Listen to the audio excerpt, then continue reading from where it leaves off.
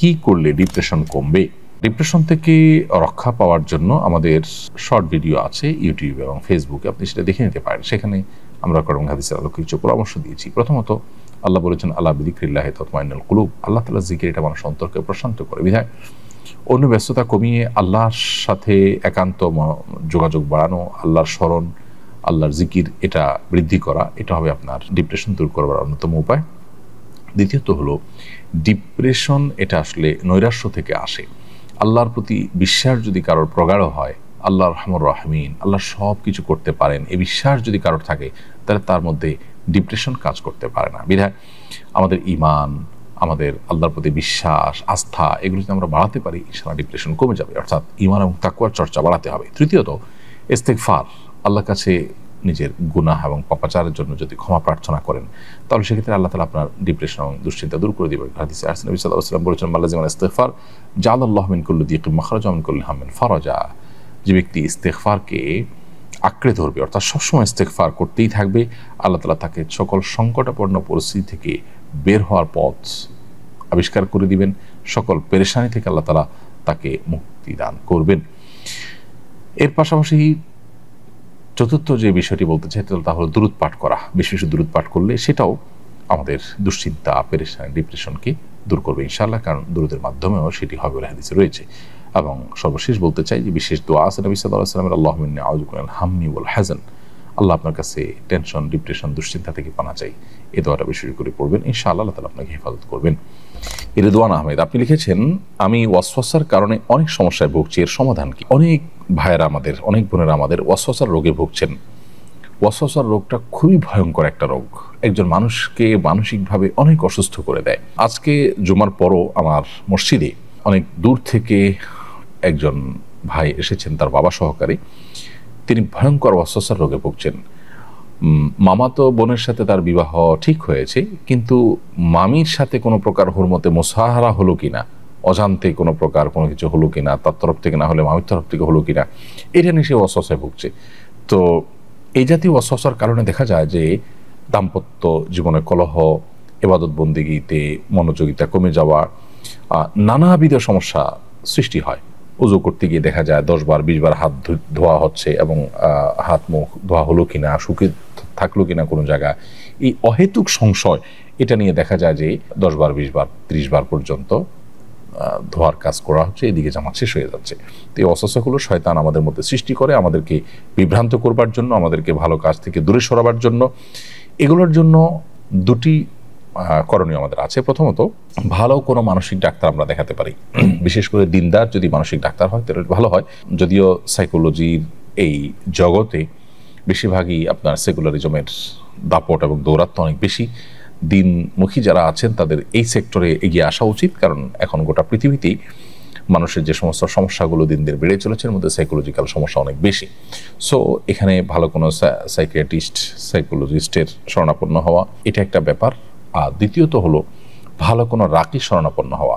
Social মিডিয়াতে বা বিভিন্ন প্লে স্টোর, অ্যাপ স্টোর, এগুলোতেই আপনি যদি ওয়াসওয়াসার রুকিয়া লিখে সার্চ দেন, তাহলে হয়তো আপনি অনেক রুকিয়ার অ্যাডভাইস পাবেন, সেটাকে আপনি অনুসরণ বা ফলো করতে পারেন।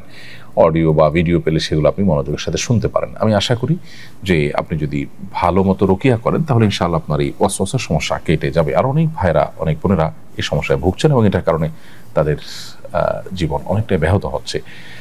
তৃতীয়ত, আরেকটি সম্পূরক সমাধান বলতে চাই, সেটি হলো ওয়াসওয়াসা রোগের মূল ট্রিটমেন্ট হলো এটাকে ইগনোর করা। যিনি ওয়াসওয়াসা রোগে ভুগছেন তার এটা বোঝা উচিত এটা শয়তান আমাকে পেরেশান করবার জন্য করছে, অতএব এটাকে আমলে নেওয়া মানে হলো শয়তানের কাজটাকে ত্বরান্বিত করা এবং সহজতর করা।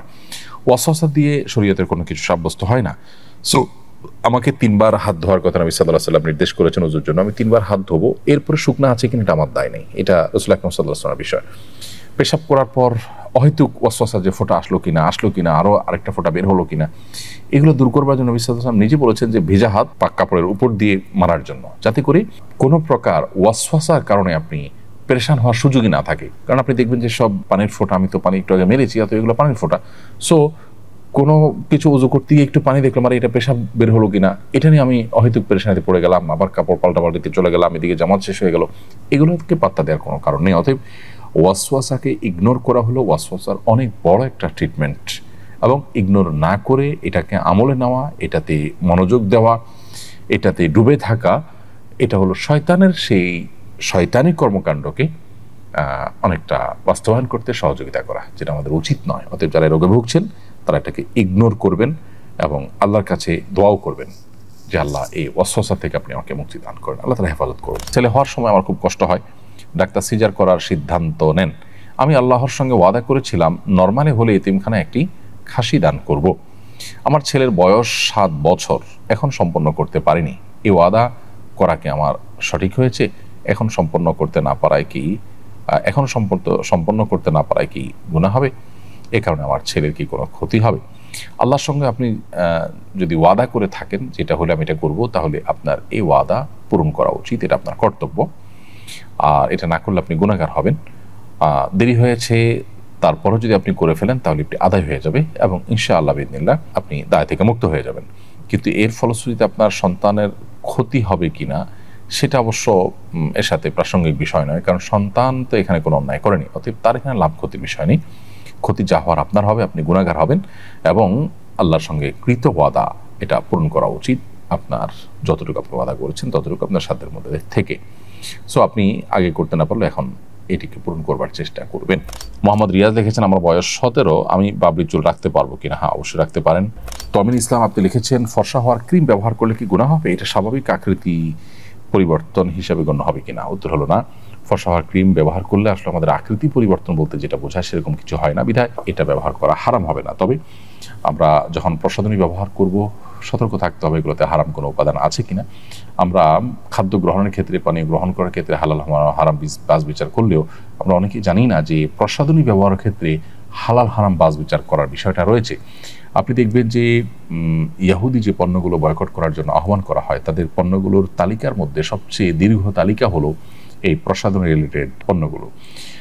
এই পণ্যগুলোর মাধ্যমে অনেক হারাম বস্তু আমাদের শরীরে প্রবেশ করানো হয়ে থাকে। আমরা এগুলো যখন ব্যবহার করি নানাভাবে এগুলো আমাদের শরীরে প্রবেশ করে, আমরা সেই দিকটাকে অনেকে খেয়াল করি না। অতএব সেখানে হালাল হারাম বিষয়টাকে বিশেষভাবে আমাদের বিবেচনা আনতে হবে। তবে মৌলিকভাবে ফর্সা হওয়ার ক্রিম ব্যবহার করাটা নিষিদ্ধ নয়। ভগ্নিপতি কি শালীকে বিয়ে করতে পারবে কিনা? না, ভগ্নিপতি শালীকে বিয়ে করতে পারবেন না। বিশেষ করে শালীর বোন নিজের স্ত্রী থাকা অবস্থায় যদি বোনের সাথে তালাক হয়ে যায়, বিচ্ছেদ হয়ে যায় বা বোন মারা যায়, তখন শালীকে বিয়ে করতে পারবেন। সাইম ইসলাম আপনি লিখেছেন হাঁটু এবং কোমরের সমস্যা থাকলে চেয়ারে বসে নামাজ পড়া যাবে কি না?